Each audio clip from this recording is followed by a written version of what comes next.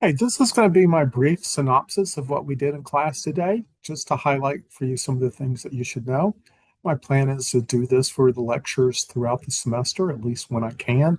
And there would be something you can go back and review and try to look and say, okay, what was important, what I should have gotten out of this particular lecture. So this lecture was mostly about introductions, introducing to you the topic and some course policies, and introducing to you me and me to learn a little bit about you. So I put some information up about me. I'm just going to let you read that, point out to you that my short format CV is available under the Files tab on Canvas if you want to take a look at that. And if there's anything there you want to ask questions about, I invite you to send me an email and we'll get together and chat about things that maybe relate to what you want to do with your life and your career. I pointed out to you that I consider this to be a class in critical thinking, and we're applying it to the topic of energy. But what we're really interested here is developing the critical thinking skills that are an important part of the toolbox of a PhD professional. I told you about spending some time in first principles, understanding some of the first principles, and also understanding some societal consequences of the technology. But then we were going to spend a lot of our time with the basic science and the technology layer. So understanding the important science that underlies the energy technology, and then understanding some of the important basics of the energy technology is where we'll be spending most of our time. I told you about the course handbook and what it tells you. It tells you about our aims and our philosophies. It tells you about the fundamentals test. It tells you, gives you some important instructions and policies to understand about the course. And the big take-home message for this was there's a lot of important information in the course handbook. You're expected to know what's in the course handbook. And so the important thing for you to get out of this was go read the course handbook. And if you have questions, make sure that you ask those questions. Also, if you have comments, suggestions for improvement, anything like that is very welcome. I wanted to point out to you that I think that the recipe for a good grade in ESE 511, most likely an A, is that you actually engage in the process. This isn't a, hey, just blow the top off all the tests and get everything down really well. But if you engage in the process and you try to find where your deficiencies are and you try to find out why it is you're having trouble in a particular area, and then you work on fixing those problems, then that's what I want to see happen in this course. So if you do those things, you're going to get a good grade, kind of independent of how any particular homework or test turns out. Um, some ideas about what your responsibilities are. I'm going to let you look those over for yourself. They're also in the handbook, but there's some things that I think are important. Caring about the class, caring about your degree program, being proactive, not just waiting for me to figure out what your weaknesses are, but you helping me find out what your weaknesses are and working with me to fix those. I want you to teach each other as much as you can while remaining ethical, not carrying a colleague, but teaching each other and learning from each other. And of course, it's very important in this class, in your entire PhD program, and in your professional career to be ethical. So these are the things that I want you to take to heart in this course. I told you a little bit about the expected background and the fundamentals test. Here's the list of 13 things that'll be tested on the fundamentals test. I did mention that there would be some accommodations made for people that have life sciences background. So if you look at this and you get a little queasy because of your background, don't get too worried. We'll work that out. So the first version of the test, first time we take the test, it'll be mostly diagnostic, just understanding where you are and where there may be some gaps. And then we'll work to fill those gaps. And for some people, I'll modify the test so that it better fits what your background is. A little bit of information about the grades. 20% of your grade is passing the two fundamentals tests. So if you pass both those tests, you've already got a 20. 40% of the grade is going to be the class assignments. So these are going to be analytical and research homework problems. And you can see the handbook for more description of that. There will be a final of some type. It may be take home. We may do it in class. I'm not completely sure about that yet. And then 20% has to do with course class participation. Talked a little bit about that attendance will be important, participating in the discussion, either in class or in the discussion threads, um, doing a good job on the homework, turning it in on time, being neat, things like that. Those will be the kinds of things that will result in you being awarded class participation points. I gave you some notes on lessons that I've learned from previous classes on why things have not gone as well as they could have for some students, and things that I think you should be careful, that if you're careful with these things, that you're giving yourself the best chance to always do well on the homework. So look those over, make sure you understand those, make sure you're thinking about these things when you do the homework. And if you have any questions about them, like anything else, please ask them, and we can talk about them in class or offline, however we need to do that. I gave you a couple of examples of what I considered to be well done homeworks that I could understand and follow and figure out what they had done. And so these are just examples, things that you could look at and go, okay, I want to try to hit this bar if I'm doing it by hand. And if I have trouble hitting this bar doing it by hand, maybe I need to consider typing it. We talked about the first homework assignment, and this is the foundational essay. It's already up on Canvas. You can read the descriptions about that. But I just want to point out one more time that I think if you put 1 hour, if you honestly engage with it for 1 hour, then that will probably get you over the bar and will save you from having to do, maybe more than 1 hour of rewriting a superficial poor attempt. So let me just encourage you one more time. 1 hour of honest effort is probably going to get you through that. I gave you some of my reflections about why I'm here. I asked you why you're in class or in this program. And so I thought it was only fair that I give you some of my reflections about why I was there and why I continue to come back and teach this class.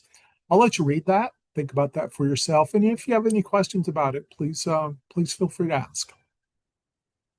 Okay, after that introduction, we started to kind of lay a little bit of the groundwork about some of the fundamental concepts for energy. We didn't dive too deeply. This was very philosophical sort of discussion, but it was at the kind of level of, okay, let's see if we can understand exactly what it is we're entering into before we start launching off into formal laws of thermodynamics and things like that. I started off with asking you the question of what is energy? And we talked about that a little bit in class, but then I gave you some of my thoughts listed here. So this is just kind of a list of comments and thoughts about energy, not a short, pithy description, but things that you can read and you can say, okay, this helps me sort of get what we're talking about when we talk about energy. So look those over and see what you think. See if you could add anything to that, or if you think some things should be modified. We jumped into what I considered to be sort of the foundational equation where we start, and this is the mass energy equivalent, so the famous E equals mc squared. We talked about that a little bit, and of course, what I told you to remember is in the energy systems that we're going to study, there's always going to be some place where mass is the energy that is mass is going to be unbound and released, and that's the energy that we're going to be then transmitting and using in machines and cars and whatever it is we're using the energy for. And so I'll often be asking you as we study a particular technology is where was the mass lost, and to release the energy to get this whole thing kicked off. So give that some thought. And we talked about this particular thing. We were talking about energy changing forms. And so we talked about the water cycle. So energy starting at the fusion event that happens in the sun, releases photons, which are absorbed in the water, which heats the water, and then we get a little extra energy pumped in after we get the water to a particular temperature, a little extra energy pumped in so that we can then make it a vapor. And then the vapor will rise in the atmosphere. And so now we've got the vapor that's up high, which has given us potential energy. And then when the rain falls, that potential energy is going to be turned into kinetic energy, and it's going to end up as with some potential energy left because it's not going to fall all the way down to that bottom layer. It's going to fall down to the top of the reservoir. And that potential energy, the potential energy difference between the bottom of the dam and the top of the dam is what we're going to turn into electricity. But that latent heat of vaporization is going to be released as heat energy in the atmosphere, and the kinetic energy of that raindrop falling from high in the sky to the top of the lake, those are going to be lost. We're not going to be able to capture those. In this particular case, the mass, the energy that was bound up in mass and then released to kick all this off happened in the sun, and it happened in the fusion event in the sun. I told you to go back and review these topics. We'll talk more about conservation of energy, but make sure that you at least have some beginning understanding of conservation of energy, and we'll talk about that some more. I gave you some links here to look at units of energy, so go look at those, make sure you understand those. And in particular, make sure that you understand what a joule is. Don't be shaky about that at all. Make sure you get that sort of firmly established. We'll be using that throughout both semesters of this course. I wanted you to make sure that you understand the difference between power and energy, that they're related, but they aren't the same concept. So power is energy over time. So a joule delivered over 1 second, that would be 1 watt of power for 1 second would give you 1 joule. But we could deliver that at half a watt. So we could give a half a joule per second, and it would take us 2 seconds to deliver that entire joule of energy. So power is a rate of energy, and energy is the total amount of energy that happens over the amount of time that you're delivering that power. Also, I gave you a link to a YouTube video about efficiency. Want to make sure you understand efficiency in energy systems and at least start to think about some of the constraints on efficiency. To this point in the class, you really only understand that efficiency is never going to exceed 100%. And this was just a little example of, the important thing about efficiency is that you go identify immediately what is considered the useful energy. So in this particular case, we have a light bulb, we have electrical energy coming in. The useful energy, the thing that we want to use, is we want to use the optical output. And so we would look at how much optical power comes out of this light bulb, and that would be the useful energy. So in this case, only 5% of the energy that comes out is useful. The other 95% is mostly heat energy. And there are cases if you were trying to heat up a box and you put a light bulb in there to heat up the box, well, in that particular case, the thermal energy would be important, but the light energy wouldn't. And so maybe you could get 95% efficiency for that. But if you're using it to light a room, you're only getting 5% useful energy. And so the efficiency here would only be 5%. We talked a little bit about some different research areas and just pointed out that we're not going to do very many of these. We have a particular focus, and our focus is going to be the energy that powers society. So we're going to talk about fuels, electricity, climate change, energy storage, EVs, internal combustion engines, hydrogen, all of those sorts of things. We're going to talk about climate change, and we're going to talk about these technologies and climate change. We're going to talk about their impact on our world. I started to go through this diagram of how the course is organized. So this lecture was this little intro and high-level thoughts about energy. Excuse me. And soon I'm going to be jumping into basic thermodynamics. I'm going to be doing that on Thursday. We're going to talk about heat engines and the Carnot cycle. And then we're going to talk about practical heat engines. So the kinds of heat engines that we use to make electricity. And we'll eventually talk about the heat engines that work in our cars and things like that. So that's what we're going to be doing first. And we'll eventually jump up here and we'll start talking about the electrical grid and energy storage. We're going to talk about fuels that we use in heat engines for transportation. So we're going to talk about petroleum and biofuels. Then we're going to talk about internal combustion engines, so the ICE, internal combustion engines, and electric vehicles.